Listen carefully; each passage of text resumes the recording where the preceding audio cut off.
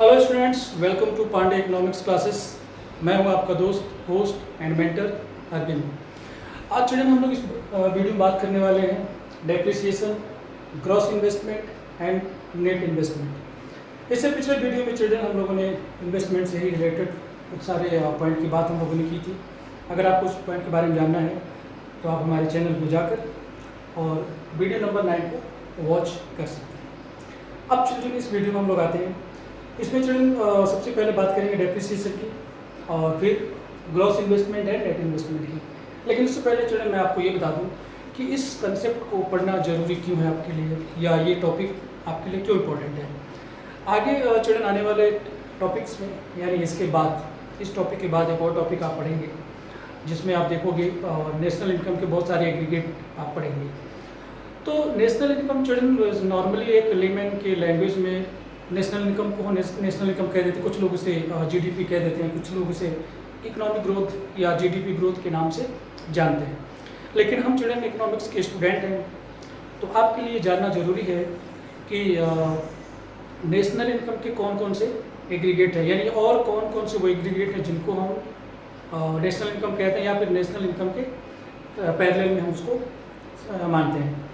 अब यहाँ पर चिल्ड्रन हमारे पास है depreciation, gross investment and net investment. अब ये जो ये वाला वीडियो चिल्ड्रन, या हम कह लें ये टॉपिक, इसके बाद के जो और दो टॉपिक हैं वो आपको यही बताने वाले हैं कि कैसे आप एक एग्रीगेट से दूसरे एग्रीगेट्स में शिफ्ट हो सकते हैं या दूसरे एग्रीगेट से पहले वाले एग्रीगेट में शिफ्ट हो सकते हैं। तो आप देखोगे इस वीडियो में बताऊंगा कि कैसे आप ग्रॉस से नेट में जा रहे हो, कैसे नेट से ग्रॉस पे आ रहे हो, कैसे आप डेप्रिसिएशन को कैलकुलेट करोगे और ये दोनों चीज़ें होती क्या हैं। और एक चीज़ और है कि डेप्रिसिएशन जो है हमारे लिए क्यों इम्पोर्टेंट है, इसकी क्या क्या सिग्निफिकेंट है। तो सबसे पहले चलिए हम लोग बात करते हैं डेप्रिसिएशन की। लेकिन उससे पहले छोटी सी बात बताना चाहूँगा चलिए, जो आपको डेप्रिसिएशन को समझने में काफ़ी हेल्प करने वाला है। आप चलिए मार्केट से कोई भी गुड, कोई भी कमोडिटी या कोई भी आइटम परचेज करके लाने के बाद आप उसे यूज करना शुरू कर देते हैं। फॉर एग्जाम्पल कि आप एक मोबाइल खरीद के लाए, आपने मोबाइल को 2 महीने 3 महीने तक यूज किया। यूज करने के बाद क्या उस मोबाइल की प्राइस उतनी ही होगी जितनी प्राइस में आपने उस मोबाइल को शॉप से 2 महीने पहले खरीदा था? ऑब्वियसली उस मोबाइल की प्राइस उतनी नहीं रहेगी जितने में आपने उसे परचेज किया था। तो अब आज की डेट में आपके उस मोबाइल की जो प्राइस है वो डेप्रिसिएट हो चुकी है, यानी अब वो वैल्यू उसकी कम होगी। फॉर एग्जाम्पल कि अगर आपने 10,000 रुपये का मोबाइल खरीदा है तो 2 महीने बाद उसकी वैल्यू 10,000 रुपये नहीं रहेगी, 10,000 से थोड़ी सी कम हो जाएगी। मान के चलो 8,000 की हो सकती है, 9,000 की हो सकती है। अगर आपने मोबाइल को बहुत अच्छे से रखा है, कहीं पर कोई स्क्रैच नहीं आया है या कोई भी उसमें डैमेज नहीं हुआ है, लेकिन फिर भी चिल्ड्रन उसकी जो वैल्यू थी, जिस वैल्यू पर या जिस प्राइस पर आपने उस मोबाइल को परचेज किया था उतनी वैल्यू नहीं रहेगी, आपके मोबाइल की वैल्यू उससे थोड़ी सी कम हो जाएगी। तो इस प्रोसेस को चिल्ड्रन, जिस वजह से आपके मोबाइल की जो वैल्यू है अब उतनी नहीं है जितने प्राइस में आपने उसे परचेज किया था, इसी को इकोनॉमिक्स में चिल्ड्रन या कॉमर्स में हम डेप्रिसिएशन के नाम से जानते हैं। डेप्रिसिएशन वो वर्ड है चिल्ड्रन जो हमें बताता है इकोनॉमिक्स में कि कोई भी फिक्स एसेट है या कोई भी कमोडिटी है, जब हम उसको परचेज करते हैं, परचेज करने के बाद हम उसे यूटिलाइज करते हैं, तो हम कह सकते हैं due to usage, normal wear and tear, ठीक है, एंड पैसेज ऑफ टाइम, जो गुड्स होते हैं या जो फिक्स एसेट होते हैं उनकी जो वैल्यू है कम हो जाती है। उस जो प्रोसेस है, जिस वजह से कमोडिटी की वैल्यू कम हो जाती है, उसी को हम डेप्रिसिएशन के नाम से जानते हैं। इसीलिए चिल्ड्रन इस जितने भी गुण हैं, कोई भी गुण हम परचेज करें या जो भी गुण हमारे पास हैं या प्रोड्यूसर के पास हैं, उनकी जो वैल्यू है लगातार डेप्रिसिएट होती रहती है। इसीलिए चिल्ड्रन डेप्रिसिएशन हमारे लिए इंपॉर्टेंट रोल प्ले करता है और हमारे जानना जरूरी हो जाता है कि आपकी डेप्रिसिएशन क्या है। तो यहाँ पर देखिए सबसे पहले पॉइंट है हमारे पास डेप्रिसिएशन। तो डेप्रिसिएशन क्या है? It refers to a fall in the value of fix asset. ये हमें बताता है कि जो फिक्स एसेट है उसकी जो वैल्यू है वो फॉल हो रही है, यानी वो कम हो रही है। किस लिए कम हो रही है?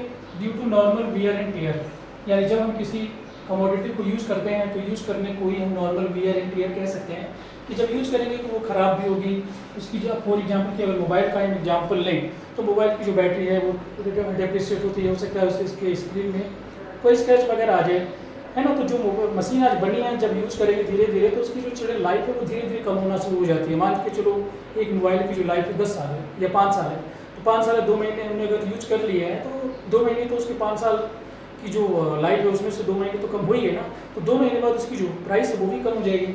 तो नॉर्मल इसी कहते हैं due to normal wear and टेयर।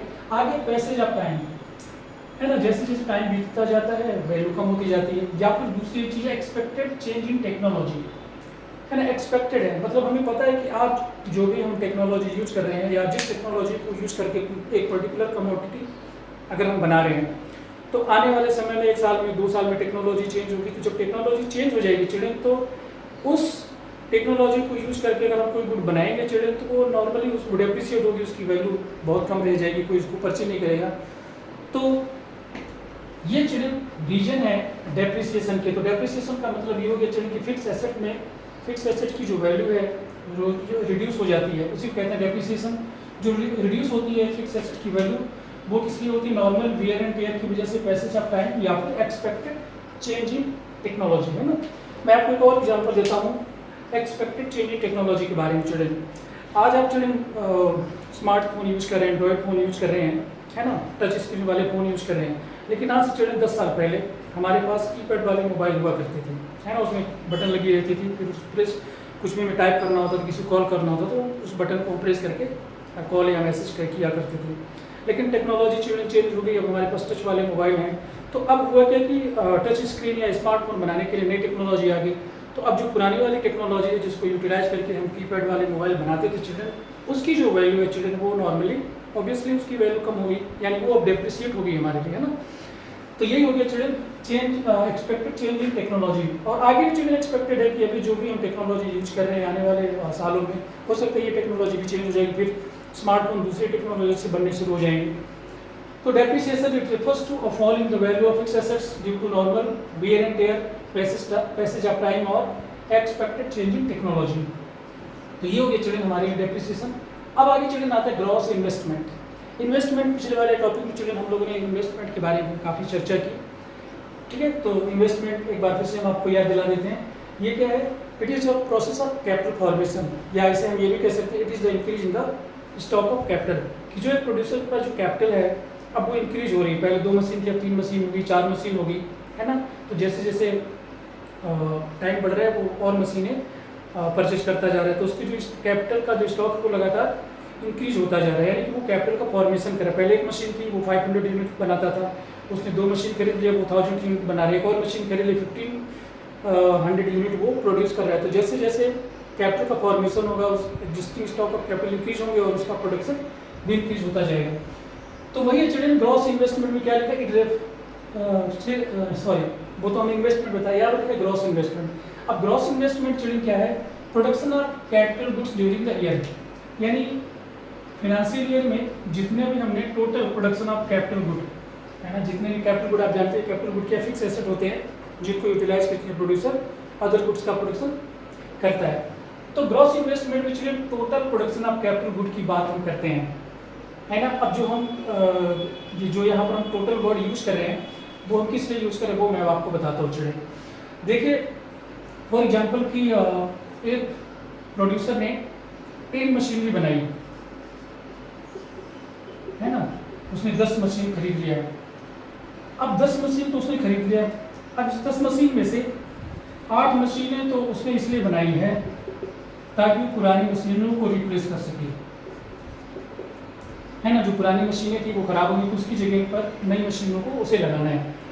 तो उसने 10 मशीनें जो है मान के चलो कैपिटल फॉर्मेशन किया, 10 मशीनें उसने परचेज की है या उसने बनाई हैं, लेकिन 8 मशीन उसने बनाई है रिप्लेस करने के लिए और जो बाकी मशीन है वो इंक्रीज करेगी।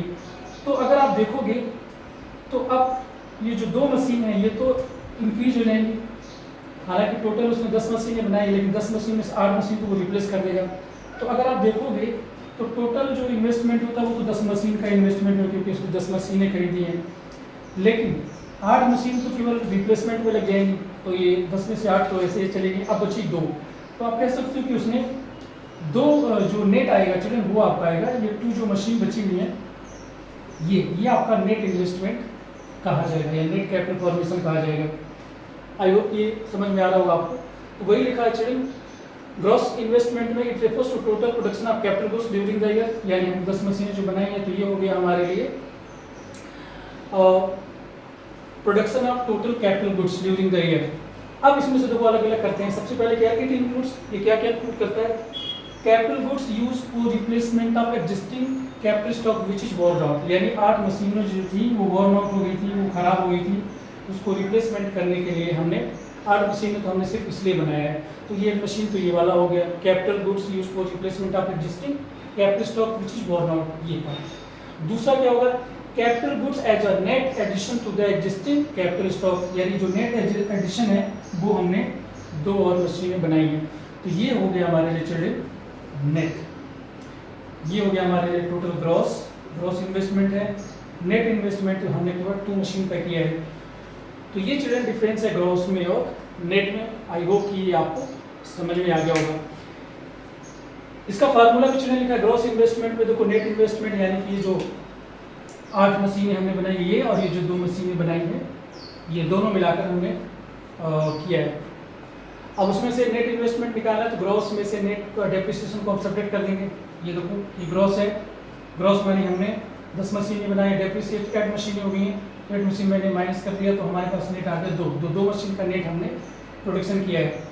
और अगर हमें चलिए किसी क्वेश्चन में ग्रॉस इन्वेस्टमेंट और नेट इन्वेस्टमेंट दोनों गिवन है और हमें डेप्रिसिएशन कैलकुलेट करना है, तो आप क्या करोगे, डेप्रिसिएशन कैलकुलेट करने के लिए ग्रॉस इन्वेस्टमेंट में से नेट इन्वेस्टमेंट को आप सब्ट्रैक्ट कर दोगे और आपको मिल जाएगा डेप्रिसिएशन। अब लास्ट में चलिए पॉइंट आता है सिग्निफिकेंस ऑफ नेट इन्वेस्टमेंट, है ना। ये जो नेट इन्वेस्टमेंट है इसका सिग्निफिकेंस क्या है, इसकी क्या इंपॉर्टेंट है, क्या इसका बेनिफिट है। तो इसका चिल्ड्रन फर्स्ट जो बेनिफिट है वो है it increases stock of capital in the economy. ये देखिए increases stock of capital, capital का जो स्टॉक है वो इंक्रीज होता है हमारी इकोनॉमी में। अब अगर कैपिटल स्टॉक हमारी इकोनॉमी में इंक्रीज होगा तो क्या होगा, it increases the availability of capital per unit of labour, यानी पर यूनिट ऑफ लेबर। पहले क्या था, एक मशीन पर 10 लेबर काम कर रहे थे, है ना। अब क्या होगा कि 5 लेबर के बीच 2 मशीनें आ जाएंगी तो प्रोडक्टिविटी उन लेबर की इंक्रीज हो जाएगी। तो वही है कि अगर increase stock of capital in the economy होगा तो इससे क्या होगा, पर यूनिट ऑफ लेबर जो अवेलेबिलिटी है कैपिटल की वो इंक्रीज होगी और इस वजह से क्या होगा, एफिशिएंसी ऑफ लेबर राइजेस, उनकी जो एफिशिएंसी है वो इंक्रीज होगी, यानी उनका जो प्रोडक्टिव एबिलिटी है वो इंक्रीज होगी, वो ज़्यादा प्रोडक्शन करेंगे। आगे क्या, इट जनरेट्स एम्प्लॉयमेंट अपॉर्चुनिटी। हमारी इकोनॉमी में जो एम्प्लॉयमेंट की जो सबसे बड़ी प्रॉब्लम चली आ रही है उसमें भी थोड़ी सी कमी आएगी। नई मशीनें लगेंगी, उस नई मशीन को चलाने के लिए नए लेबर की ज़रूरत पड़ेगी, कंपनियां हायर करेंगी तो लेबर को एम्प्लॉयमेंट मिलेगा। अब लोगों को एम्प्लॉयमेंट मिलेगा तो क्या होगा, it increases production capacity which leads to GDP growth, है ना। कि प्रोडक्शन की जो कैपेसिटी हमारी इकोनॉमी की इंक्रीज होगी, हम ज़्यादा से ज़्यादा प्रोडक्शन करेंगे, तो हमारा जीडीपी ग्रोथ भी इंक्रीज होगा और ओवरऑल हमारी कंट्री की जो नेशनल इनकम है वो इंक्रीज होगी, लोगों की का स्टैंडर्ड ऑफ लिविंग जो है वो इम्प्रूव होगा। तो चिल्ड्रन ये था आज का पॉइंट जिसमें हमने depreciation, gross investment and net investment के बारे में डिस्कस किया। अब इसमें चिल्ड्रन आपको क्या है, यहाँ पर देखिए छोटा सा डायग्राम भी बना रखा है जो आपको बहुत काम आने वाला है।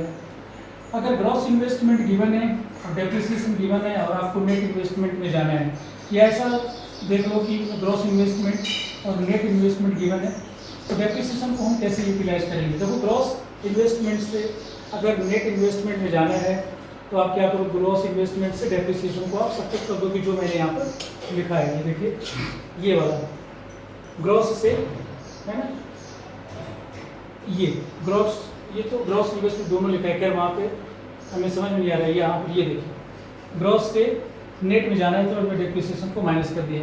उसके बाद अगर नेट से हमें ग्रॉस में जाना है तो हम डेप्रिसिएशन को ऐड कर देंगे, है ना। एक बार फिर से बता देते हैं कि ग्रॉस से अगर नेट में जाना है तो ग्रॉस से डेप्रिसिएशन को आप सब्ट्रैक्ट कर देंगे और अगर नेट से आपको ग्रॉस में जाना है तो डेप्रिसिएशन को आप ऐड कर दोगे। तो ये था चिल्ड्रन छोटा सा वीडियो जिसमें ग्रॉस इन्वेस्टमेंट, नेट इन्वेस्टमेंट और डेप्रिसिएशन के बारे में हमने बात की।